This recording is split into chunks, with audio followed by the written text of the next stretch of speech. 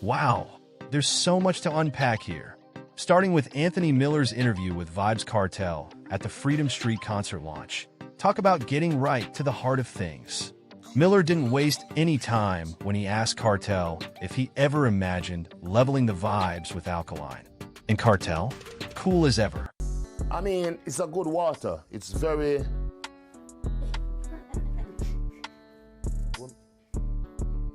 That's it. Big up Movado. Instead of diving into any beef, he kept it diplomatic, giving Movado a shout-out and staying on neutral ground. But was there a hint in his words? Could he be suggesting that Alkaline still isn't quite on his level? Or maybe Kartel's just choosing a mature approach, brushing aside rivalry to focus on his own legacy.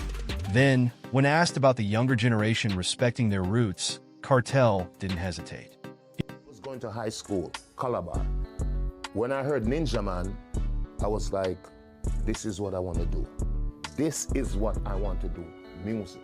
I want to be a DJ. And then Buju Banton came, and I was like, bro, dancehall, stop yourself. It can't get no bigger than this. So we offer, so I'm not, why Vybz Kartel is so great, I'm not just Vybz Kartel, I'm a fan, I'm a student of the music.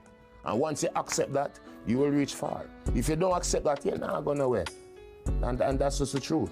Emphasize growth, saying, I'm a grown man, a changed man, no bad blood. No, there's no bad blood either. I'm a grown man. And I'm a changed man. So we hold no grudges. And we don't eat fudges. It sounds like Kartel's mellowed. But could he also be reminding everyone that he's one of the true icons of dancehall? And just when you think that's all the news, here come the Grammy nominations. Vybz Kartel and Shinsia have officially been nominated in the Best Reggae Album category, and this is massive for dancehall.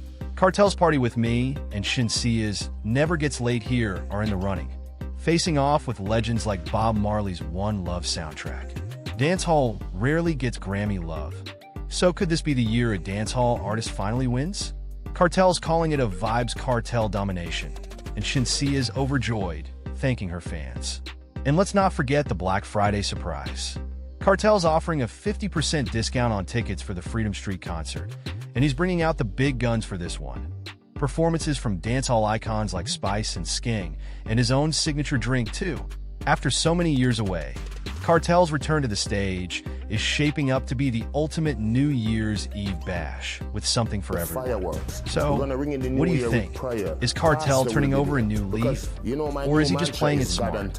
And are you rooting for him and Shinsia at the Grammys? Let's talk in the comments. Level, on a religious level, on a dancehall level. So I need